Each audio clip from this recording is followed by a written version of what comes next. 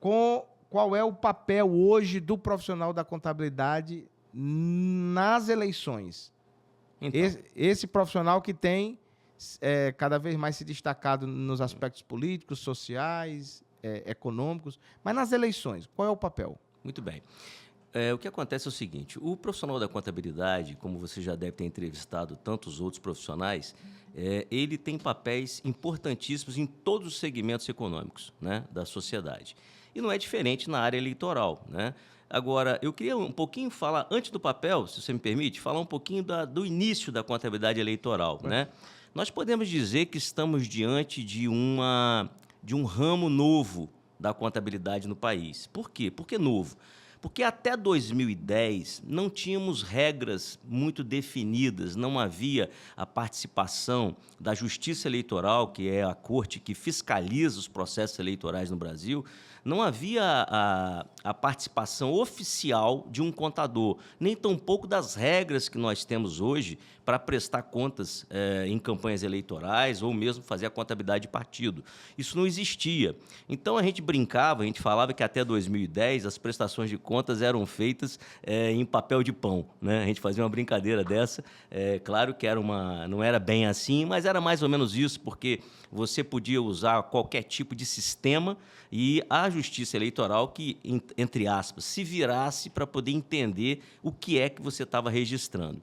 E, ao longo do tempo, você se observou no país, e aí você vê a evolução, uma necessidade cada vez maior de harmonização, de conformidade nesta contabilidade eleitoral, que é a contabilidade partidária, né, propriamente dita, e é a partir dela que surgem as necessidades de outras prestações de contas, como, por exemplo, prestação de contas de uma campanha eleitoral, né?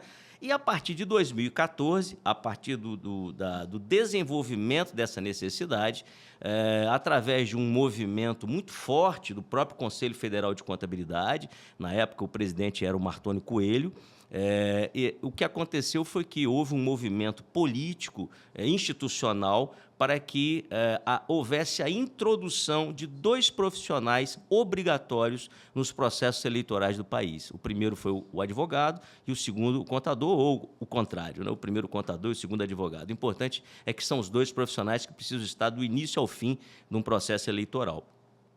E começou aí uma corrida para que houvesse uma sistematização das regras. E como não havia, como até hoje não há, uma norma específica na área de contabilidade eleitoral, o próprio Conselho Federal de Contabilidade, através de seus técnicos, começou a se utilizar de forma subsidiária das normas existentes, normas feitas para micro e pequenas empresas, normas feitas para entidades sem fins de lucro, e se juntou, fez-se um compêndio de utilização e, a partir dali, começou-se a criar este novo ramo, que é a contabilidade eleitoral.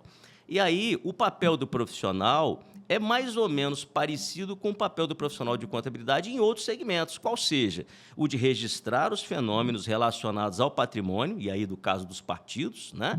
E ter conformidade, transparência e permitir que terceiros possam acessar essas informações.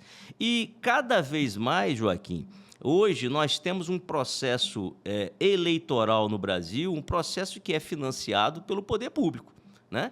Querendo ou não querendo, a matriz de financiamento hoje dos processos eleitorais no Brasil é pública, né? Não se tem uma cultura de pessoa física doar, embora possa. Não pode doar é a pessoa jurídica mais, né? E aí acontecia isso e o Supremo Tribunal Federal entendeu que não deveria. Então, o papel hoje do contador é fundamental. E o que aconteceu? O próprio Tribunal Superior Eleitoral, que tem limitações, tem técnicos excepcionais, mas eles têm limitações de pessoas, como vários órgãos públicos, e acharam maravilhoso você ter um contador que é aquele profissional forjado, vocacionado, para poder fazer registro com precisão, dar conformidade aos processos de prestação de contas. E eles adoraram isso, né? Então, hoje, todas as resoluções relacionadas a campanhas eleitorais, todas elas são resoluções que têm a ver com o processo da participação do profissional de contabilidade, por resolução, inclusive, né? E aí depois a gente pode tratar um pouquinho da questão do Código Eleitoral que está sendo votado agora no Senado. Você trouxe esse resgate histórico e é muito importante, porque muitas vezes a gente esquece da história. Verdade. Né? E a história de lutas pela defesa das prerrogativas da contabilidade, a história de lutas pela valorização do profissional da contabilidade, é uma história antiga, né? Na verdade, a contabilidade é uma das ciências mais antigas do mundo, está presente em todos os cidadãos, em todas as empresas, nos governos.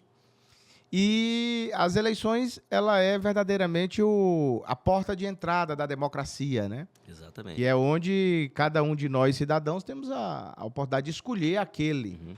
E é aquele que vai nos representar. E se ele passa por essa porta de entrada, com transparência, com legitimidade, com confiabilidade, com conformidade, são palavras que você trouxe aqui, me parece que já é um primeiro passo.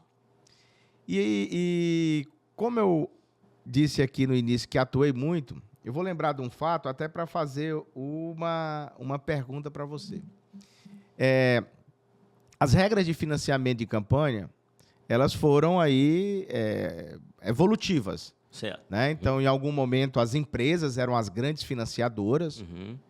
E depois o Brasil percebeu que essas empresas que financiavam as campanhas eram as empresas que ganhavam as licitações. Então, parecíamos que tínhamos ali um entendimento entre essas... Dava a entender uma correlação espúria. Uma correlação. E aí, pela evolução da transparência, o movimento das eleições limpas que o Brasil enfrentou e liderou, evoluiu para a discussão do financiamento misto. Certo. Então, hoje nós temos um financiamento público e privado, onde o público é a destinação do fundo eleitoral e o privado é as doações das pessoas físicas que têm um limite aí sobre a sua receita arrecadada. Exato. Mas o fato que eu queria contar era o seguinte, que eu me lembro que na evolução da justiça eleitoral, eu fazia prestação de contas eleitoral em eleições municipais, e me lembro que a justiça eleitoral, muito legalista e na busca dessa construção evolutiva da norma, dizia e orientava, olha, tem que registrar todos os fatos. Todos os fatos tem que registrar. E aí, eu me lembro que tinha uma candidata a vereadora do município lá do meu estado do Piauí, que eu vou resguardar aqui o nome do município, vou resguardar o nome da candidata, à época, que foi eleita. Foi eleita e a prestação de conta dela, quando eu conversava com ela, mas o que é que você gastou? Não, era eu sozinho caminhando, pedindo voto. Não, mas você não usou um transporte, você não usou um carro de som, não, eu fui pedindo voto de casa a casa no meu bairro. Eu só tinha um jumento. E verdadeiramente, mas então a gente tem que registrar a doação estimada em dinheiro, porque o seu animal era o seu meio de transporte. Aí eu fui buscar uma forma de cálculo para poder registrar esse jumento, esse animal. Isso eu estou falando lá nos primórdios da discussão da contabilidade eleitoral. E aí, registrei e coloquei lá a doação do animal, seção estimável em dinheiro e tal. E na notificação da Justiça veio uma diligência, que era para poder dizer quais eram os custos que tinha para esse animal se movimentar. E nós tivemos que buscar aí a ração do animal para poder fazer um complemento. Isso é até um fato hilário, mas para dizer o seguinte, a que nível de transparência o candidato precisa se colocar para a Justiça Eleitoral hoje, que está uma Justiça Eleitoral cada vez mais madura, uma legislação mais evolutiva, mas, efetivamente, do lado do profissional da contabilidade, quais são hoje os desafios? Porque ali há 10 anos atrás, como você citou, 14 anos atrás, o desafio era entender como a Justiça Eleitoral iria pensar... Era o início. Sobre o que seria declarar efetivo. Que tipo de gastos iríamos declarar